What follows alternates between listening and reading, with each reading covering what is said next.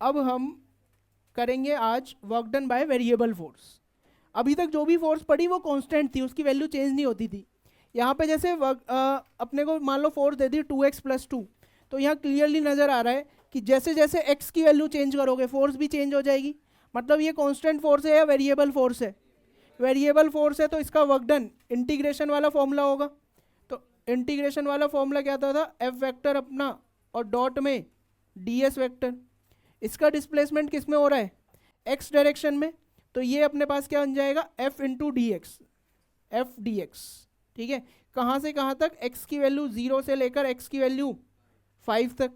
तो ये हो जाएगा अपने पास इंटीग्रेशन ऑफ f की वैल्यू क्या लिख दी अपन ने? 2x+2 और इंटू डी एक्स। और ये इंटीग्रेशन सॉल्व करो और बताओ क्या आएगा आंसर। ठीक है, उससे पहले एक और चीज़ सुनो। जैसे वर्क डन हमने अभी अभी देख रहे हैं कि ये ऐसा हो सकता है, work done is f into d x. ठीक है, और हमें पता है इंटीग्रेशन हमें क्या देता है ग्राफ में? Area. It means area of F x graph हमें क्या दे देगा? Work done. ठीक है, तो अगर हमने फोर्स वर्सेस डिस्प्लेसमेंट ग्राफ बनाया और ये पता चला कि डिस्प्लेसमेंट ग्राफ कुछ ऐसा था, ये फ्रॉम x1 टू x2, तो इसमें x1 से लेकर x2 ये जो भी एरिया होगा, यही एरिया क्या है? This is work done. ठीक है, नोट कर लो।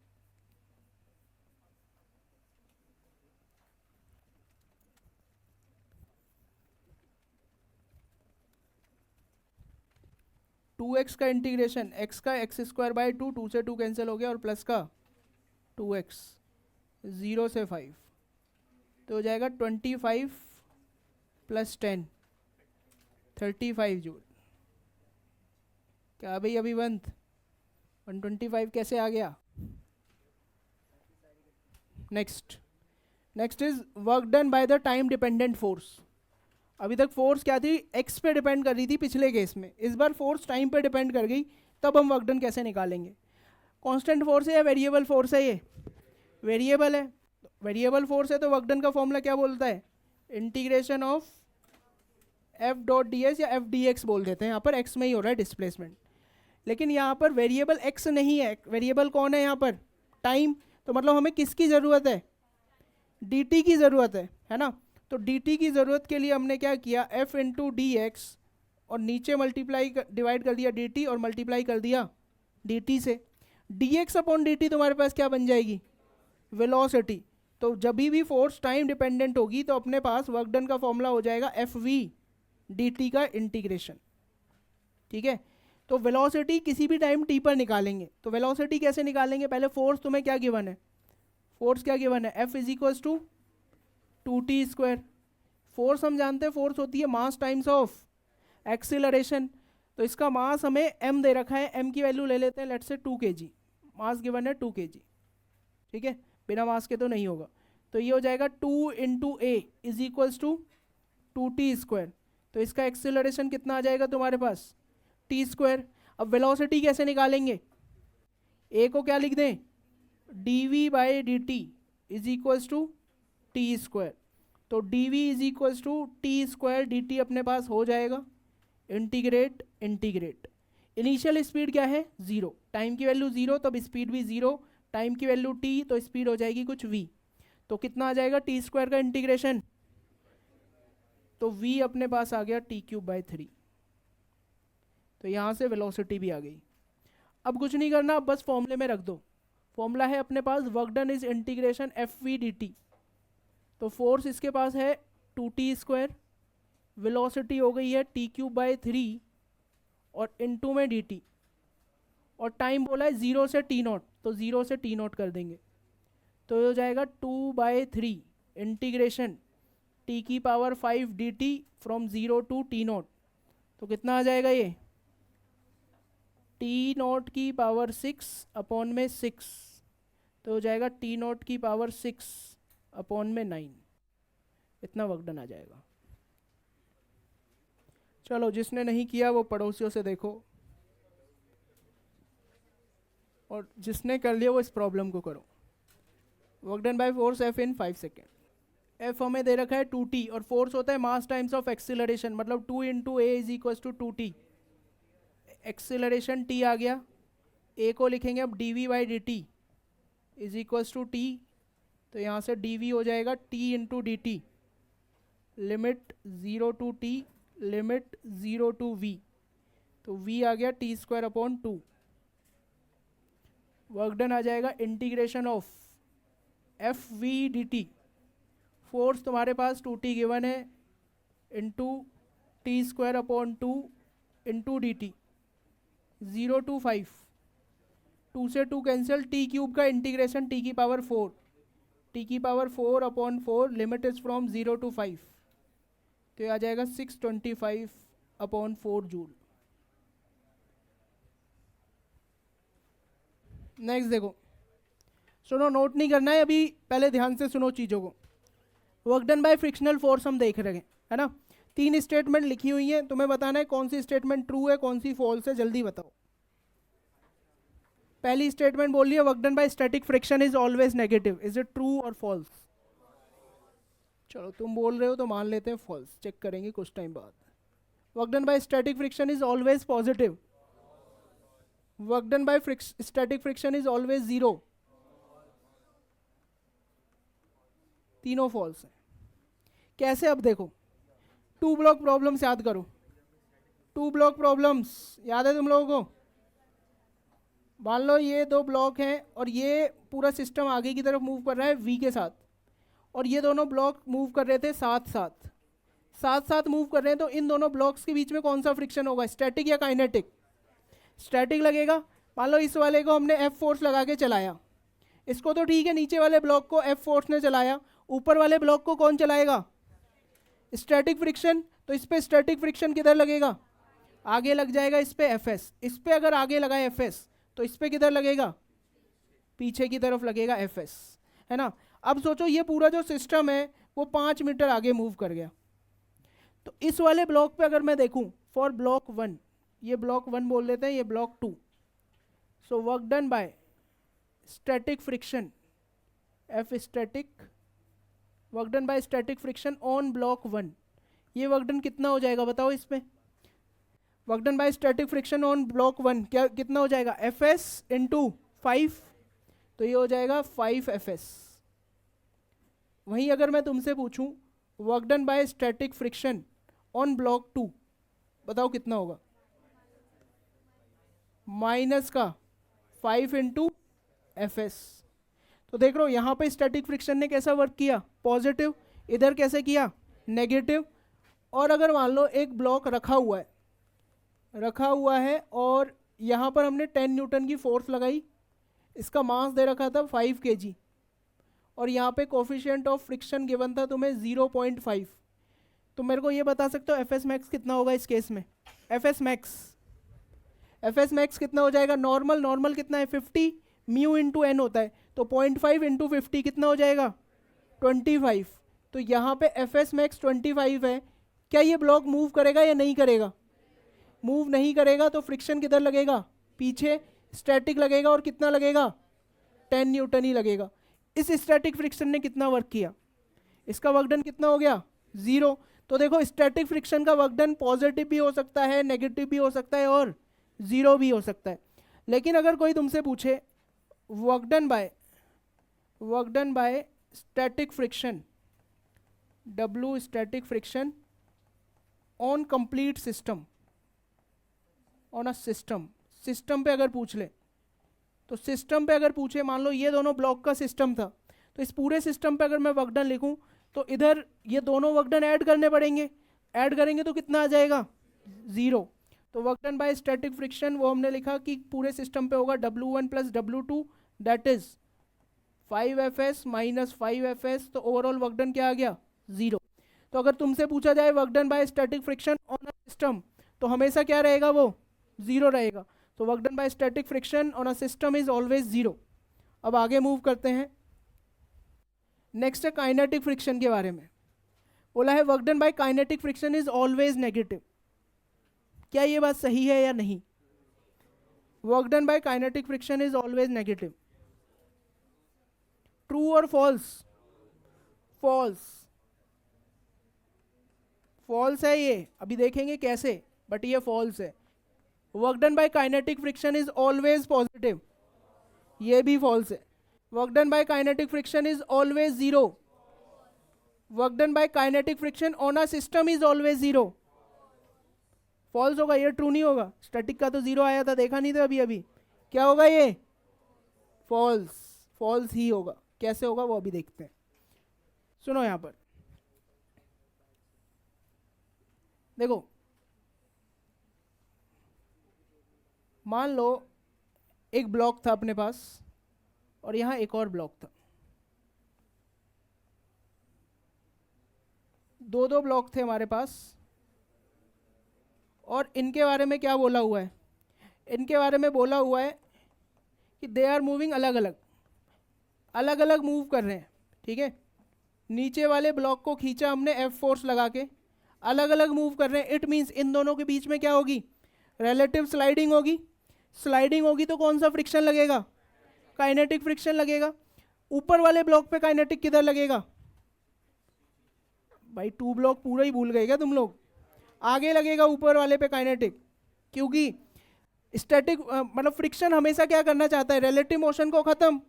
तो जब ये ब्लॉक आगे जा रहा है, रिलेटिव मोशन खत्म करने के लिए ब्लॉक भी किधर जाना चाहिए, आगे ही जाना चाहिए। तो आगे इस पे और कोई फोर्स तो नहीं लग सकती, एक ही लग सकती है, कौन सी, काइनेटिक फ्रिक्शन। तो यहाँ पे इस पे आगे की तरफ लगा एफ के, और इस पे पीछे की तरफ लगेगा एफ के, है कि नहीं।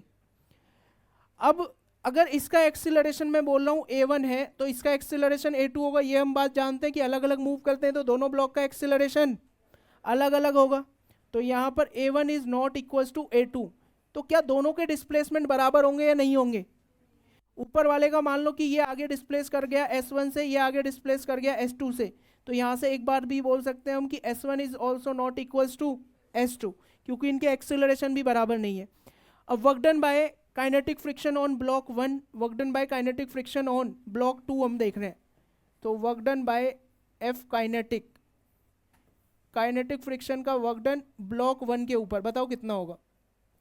ऊपर वाला ब्लॉक s1 डिस्टेंस अगर मूव कर गया, कितना होगा इस पे, प्लस का एफ के इंटू s1, और work done by kinetic friction, work done by F के ऑन ब्लॉक 2 अगर हम बात करें, ऑन ब्लॉक 2 बात करें तो कितना आएगा, माइनस एफ के इंटू s2। अब ये बताओ, टू ब्लॉक अगर थोड़ा सा भी याद है, s1 बड़ा होगा या s2 बड़ा होगा, किसका एक्सेलरेशन ज़्यादा होगा, नीचे वाले ब्लॉक का या ऊपर वाले ब्लॉक का। नीचे वाले का ज़्यादा रहेगा, क्योंकि इसको एक्सेलरेट कौन करा रहा था, फ्रिक्शन। स्लाइडिंग तभी स्टार्ट हुई थी जब फ्रिक्शन की इतनी वैल्यू थी ही नहीं कि वो इस एफ को कंपनसेट कर पाए, एफ बहुत ज़्यादा हो गई थी। होता है ना, मतलब एक बुक है उसके ऊपर कोई ब्लॉक रखा हुआ और बुक को अचानक से खींच दे तो ब्लॉक उधर ही रह जाएगा, क्योंकि वहाँ पर काइनेटिक फ्रिक्शन में इतना दम था ही नहीं कि उसको आगे ला पाए। तो यहाँ पर a2 is greater than a1, तो इसीलिए s2 is greater than s1। तो यहाँ पर s2 ग्रेटर देन s1 है, ये बात भी हमको समझ में आ रही है क्योंकि हमने टू ब्लॉक पढ़ा हुआ है। ओके, तो work done by kinetic friction block 1 पे कैसा आया, पॉजिटिव, ब्लॉक 2 पे कैसा आया, negative. Work done by kinetic friction on complete system अगर मैं बात करूं, work done by kinetic friction on complete system, तो ये कितना हो जाएगा, एफ के इंटू s1, और इसका कितना रहेगा, बेसिकली w1 प्लस w2 कर रहे हैं ना, w1 प्लस w2, तो ये होगा एफ के s1 माइनस एफ के s2, तो ये हो जाएगा एफ के s1 माइनस s2। किसकी वैल्यू बड़ी है, s2 की। तो ये वाला नंबर कैसा होगा, पॉजिटिव या नेगेटिव, नेगेटिव होगा। तो work done by kinetic friction on a system is always negative आ जाएगा। तो वो वाला केस कैसे पता लगे कि काइनेटिक फ्रिक्शन का वर्क डन जीरो हो सकता है या नहीं। जीरो के लिए देखो ऐसे चेक करते हैं, मान लो यहाँ पर क्या था अपने पास, एक स्ट्रिंग से एक ब्लॉक को हमने अटैच किया हुआ था और यहाँ एक और ब्लॉक था, ठीक है। इन दोनों के बीच में फ्रिक्शन है म्यू, ठीक है, इन दोनों के बीच में फ्रिक्शन म्यू है। अब अगर हम बात करें तो देखो, इसको F4 से खींचा, इससे इसको F4 से खींचा, ऊपर वाले पे काइनेटिक फ्रिक्शन किधर आएगा, आगे की तरफ आएगा एफ के, और इस पे किधर आएगा, पीछे की तरफ जाएगा एफ के, ठीक है। ये ब्लॉक 1 है, ये ब्लॉक 2 है, work done by kinetic friction on block 1 कितना आएगा बताओ। इस पे आगे एफ के लगा, लेकिन क्या ये वाला ब्लॉक कहीं जा पाएगा, एक्स में मूव कर पाएगा, नहीं मूव कर पाएगा। तो वर्क डन बाय एफ के ऑन ब्लॉक 1 इज 0। अच्छा, वर्क डन बाय एफ के ऑन ब्लॉक 2 क्या होगा, माइनस का एफ के इंटू एस। मान लो ये ब्लॉक आगे चला गया एस डिस्टेंस, तो माइनस एफ के इंटू एस। और अगर सिस्टम पे पूछा जाए, इस सिस्टम पे work done by kinetic friction W1 plus W2 कैसा आ जाएगा, नेगेटिव। तो यहाँ बात वो वाली ट्रू हो रही है कि work done by kinetic friction on a system is always negative. तो WF अगर हम सिस्टम पे बात करें तो वो यहाँ पर कैसा आ जाएगा, यहाँ पर भी आ रहा है अपने पास 0 माइनस एफ के into S which is negative. तो work done by static friction on a complete system क्या होता था हमेशा, 0, और काइनेटिक फ्रिक्शन का क्या आ गया, नेगेटिव आ गया। ठीक है, अब चीज़ें जो तुम्हें नोट करनी है वो तुम्हें बस इतना नोट करना है कि फ्रिक्शन स्टैटिक और काइनेटिक ऑब्जेक्ट पे लग रहा है या सिस्टम पे लग रहा है। अगर ऑब्जेक्ट पे बात करें तो पॉजिटिव भी हो सकता है, नेगेटिव भी हो सकता है, 0 भी हो सकता है, लेकिन सिस्टम पे हमेशा क्या रहेगा, 0। काइनेटिक फ्रिक्शन ऑब्जेक्ट पे बात करें तो पॉजिटिव, नेगेटिव, 0 कुछ भी हो सकता है, लेकिन सिस्टम पे हमेशा क्या रहेगा, नेगेटिव।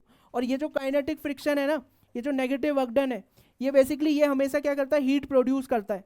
तो ये वाली जो काइनेटिक फ्रिक्शन का जो वर्क डन होता है, ये most of the time in form of heat बाहर निकल जाता है सिस्टम से।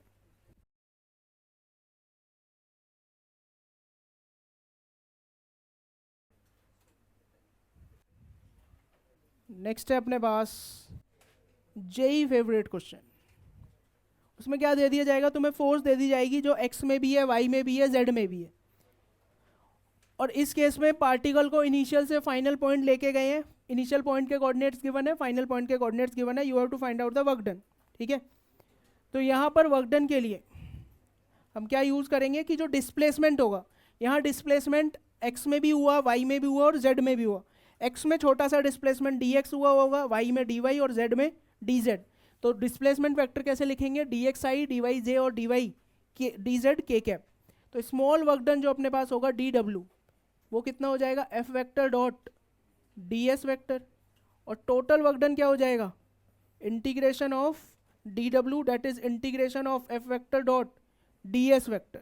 तो यहाँ पे वर्क डन अपने पास आ जाएगा इंटीग्रेशन, क्या बनेगा इंटीग्रेशन के अंदर, F x d x plus F y d y plus F z d z. अब हम क्या करेंगे, एफ एक्स डी एक्स का इंटीग्रेशन अलग, एफ एक्स डी एक्स और एक्स की लिमिट रख देंगे, जैसे इस केस में x1 से x2 plus integration F y d Y, और लिमिट कहाँ से कहाँ तक हो जाएंगी, y1 से y2 plus integration F z d z और लिमिट z1 से z2। ठीक है, नोट करो, फिर प्रॉब्लम करते हैं।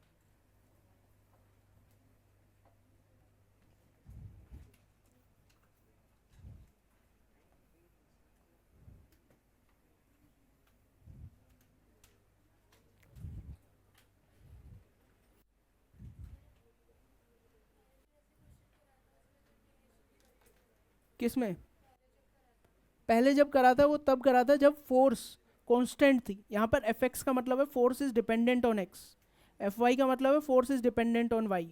मतलब ऐसा होगा 3x आई 3y जे। अभी तक तो फोर्स कांस्टेंट ही चल रही थी ना। चलो इस प्रॉब्लम को करो, फोर्स एक्स और वाई में और डिस्प्लेसमेंट भी सिर्फ एक्स वाई प्लेन में ही हुआ है। तो मतलब यहाँ जेड वाला टर्म लिखने की कोई दिक्कत, मतलब ज़रूरत ही नहीं है उसकी, उसको ज़ीरो ही मानना पूरा जेड वाला टर्म। तो वर्क डन आएगा F x d x plus F y d y integration में।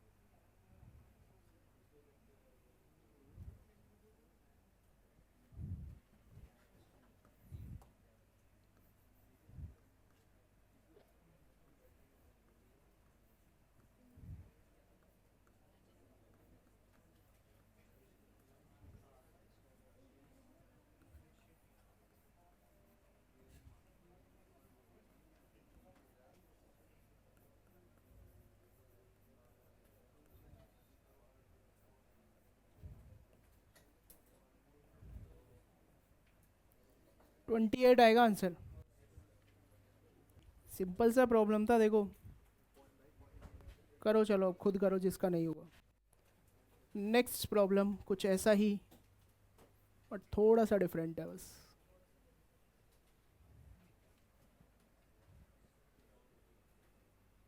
जेई मेन में पूछा गया है ये सवाल, तुम लोग बोल रहे हो, मान लेते हैं ज़ीरो ही होगा। वर्क डन होगा integration F vector dot D x vector, तो ये हो जाएगा 6x प्लस 2yj, और डिस्प्लेसमेंट वेक्टर तो होगा dxi प्लस dyj। तो integration 6x dx plus integration 2y dy, ठीक है। x कोऑर्डिनेट इनिशियली 3 था, फाइनली 5 हो गया, तो x की लिमिट 3 से 5। y कोऑर्डिनेट इनिशियली 8 था, फाइनली -4, तो 8 से -4, तो ये आ जाएगा 6x dx, x square by 2 मतलब 3x²। 3 बाहर छोड़ो, x² पे लिमिट डाल देते हैं 3 से 5, प्लस का हो जाएगा 2 नहीं, y² बाई 2, 2 से 2 वैसे कैंसिल हो जाएगा, तो y² -4 से 8, तो हो जाएगा 25 -9 कितना हो जाएगा 16, 16 इंटू 3 48, प्लस ऑफ -4 का स्क्वायर 16 और माइनस का 64, तो ये कितना हो जाएगा -48 बन जाएगा ये, तो 0 जूल, 0 ही है इसका आंसर। हो गया था, चलो बढ़िया बात है, हो गया तो। नेक्स्ट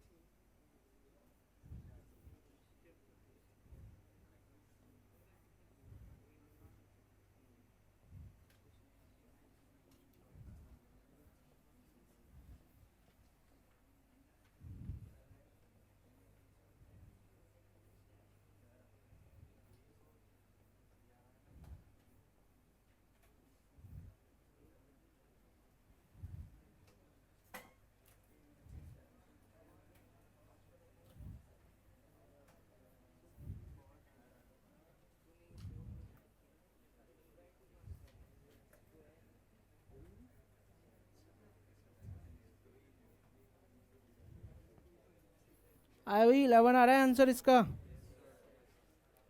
ये करो, चलो देखते हैं कितने बच्चे कर पाते हैं।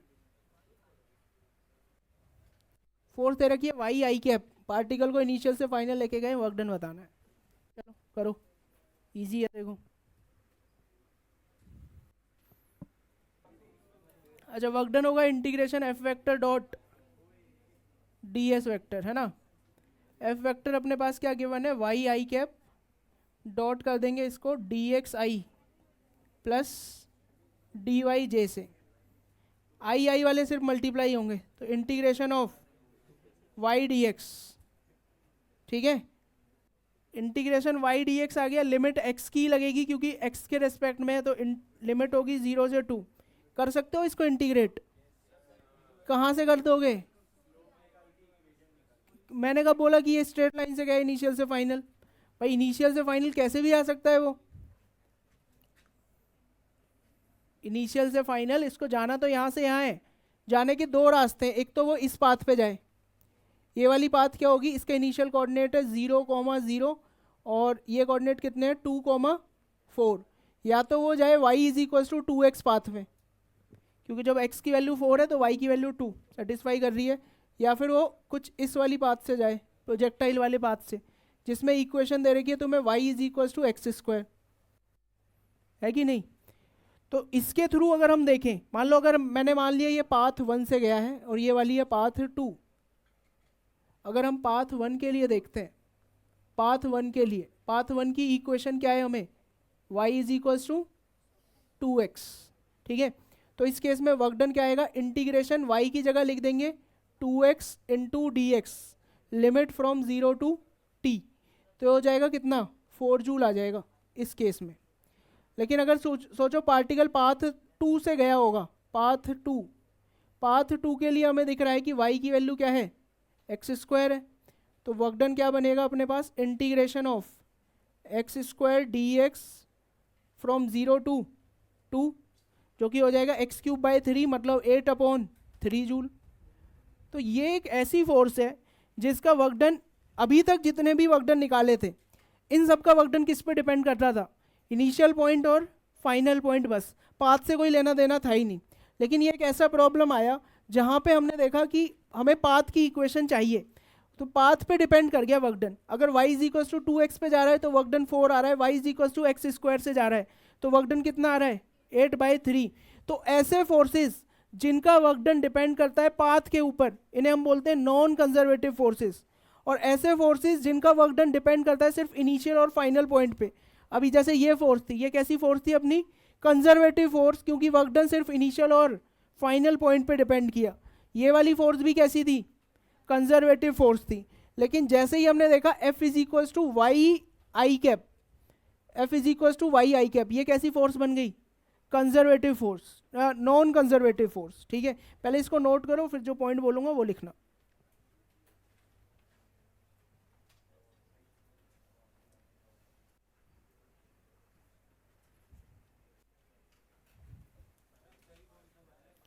दोनों सही है, कंजर्वेटिव फोर्स का वर्क डन पाथ पे डिपेंड करता है, जो पाथ बोलोगे उसी के अकॉर्डिंग वर्क डन आएगा, तो आंसर तो दोनों ही सही है।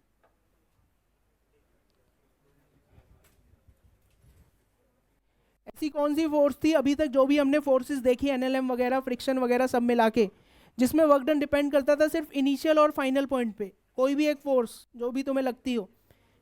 ग्रेविटेशनल फोर्स, क्योंकि वहां पे डिपेंड नहीं करता कि ब्लॉक को ऐसे ऐसे टेढ़े मेढ़े रास्ते से बिल्डिंग के ऊपर लेके गए या स्ट्रेट तुम सीधे लेके गए हो। तो mg फोर्स जो होती है वो कैसी होती है अपनी, कंजर्वेटिव फोर्स।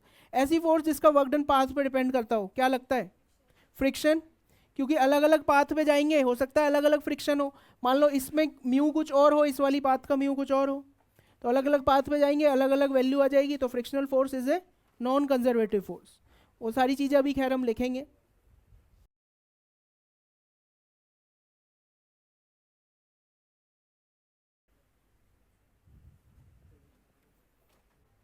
तो जब भी ऐसे इंटीग्रेशन में फंस जाओ ना जिसमें y भी हो और integration with respect to x चल रहा है, या फिर x हो और integration with respect to y करना है, तो समझ जाना बिना इक्वेशन ऑफ पाथ के तुम इसको सॉल्व नहीं कर सकते।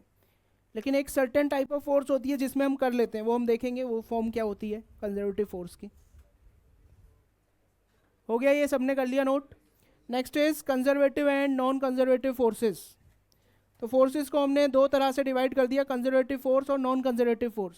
कंजर्वेटिव फोर्स वो है जिनका वर्क डन किस पे डिपेंड करेगा, इनिशियल और फाइनल पॉइंट पे। और नॉन कंजर्वेटिव फोर्सेस का वर्क किस चीज़ पे डिपेंड करेगा, पाथ पे डिपेंड करेगा। अब सोचो अगर हम सेम पॉइंट पे वापस आ जाए घूम के, तो कंजर्वेटिव फोर्स के केस में जो वर्क डन निकल के आएगा वो आएगा 0। तो work done by conservative force in a close loop is always 0। Example gravitational force, spring force, electrostatic force, ये सब कंजर्वेटिव फोर्स हैं। नॉन कंजर्वेटिव के केस में अब सोचो, अगर हम ऐसे समझो एक सर्कुलर पाथ है, इसमें एक ब्लॉक को हमने गोल गोल घुमाया और वापस इसी पॉइंट पे वापस आ गए, है ना। तो अगर हम देखें work done by friction, friction का वर्क डन चेक करने का बेस्ट तरीका क्या है, अगर हम ऐसा सोचें हीट जनरेट हुई होगी या नहीं हुई होगी, यहाँ से यहाँ घूम के वापस आए, हीट जनरेट हुई होगी या नहीं हुई होगी, हुई होगी। इट मीन्स फ्रिक्शन ने वर्क किया है यहाँ पर। तो work done by friction in a close loop is 0 और नॉन जीरो, नॉन जीरो। और फ्रिक्शन कैसी फोर्स है अपने पास, non conservative force, so work done by non conservative forces in a close loop is always non zero. ठीक है, example friction, air resistance, resistive forces या dissipative forces, मतलब ऐसी फोर्सेज जो हमेशा ऑब्जेक्ट के मोशन को अपोज करेंगी, वो सब क्या होंगी, नॉन कंजर्वेटिव होंगी। ओके, नोट कर लो अब जल्दी से। यहाँ पर इस इंटीग्रेशन का मतलब है कि इंटीग्रेशन क्लोज लूप में हुआ है। ठीक है, ये जो गोला यहाँ पे बना दिया है।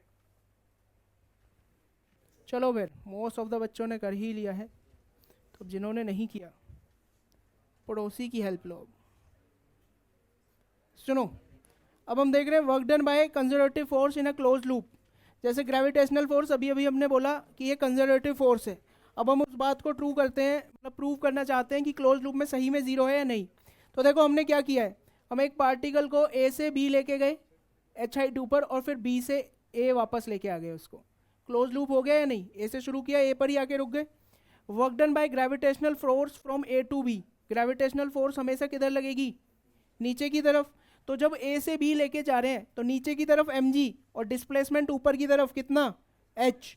तो work done by gravitational force from A to B कितना हो जाएगा, माइनस mgh। अब जब b से a वापस लेके आ रहे हैं तो mg नीचे, डिस्प्लेसमेंट भी s नीचे, तो यहाँ पर कितना हो जाएगा, work done by gravitational force plus का mgh। अब अगर हम बात करें work done by gravitational force in close loop, close loop का मतलब सेम पॉइंट पे वापस आ गए, तो ये कितना हो जाएगा, ये हो जाएगा माइनस mgh और प्लस का mgh। तो वर्क डन क्लोज लूप में कितना आ गया, देखो जीरो आ गया। हो गई वो बात प्रूफ। अब देखो नेक्स्ट प्रॉब्लम, नेक्स्ट प्रॉब्लम क्या है कि एक पार्टिकल को हम इस तरह से ए से बी लेके गए हैं, तीन अलग अलग पाथ से। ठीक है, ए से बी जाते वक्त वर्क डन हुआ W1 बी, मतलब इस वाले पाथ से गए तो वर्क डन W1 W2 और W3। तो इसमें बोला है अगर जो भी फोर्स इनको लेके जा रही है डेट फोर्स इज कंजर्वेटिव। अगर फोर्स कंजर्वेटिव हुई तो W1 W2 W3 में से कौन बड़ा होगा, फोर्स कंजर्वेटिव है तो वर्क डन किस पे डिपेंड करता है, इनिशियल और फाइनल पॉइंट, और तीनों ही केस में इनिशियल और फाइनल पॉइंट सेम है। इसीलिए हम क्या बोलेंगे, work done W1 is equals to W2 is equals to W3। अगर फोर्स तुम्हारे पास नॉन कंजर्वेटिव होती तब क्या W1 W2 W3 सेम होते या अलग अलग होते, अलग अलग होते। तो W1 is not equals to W2 is not equals to W3।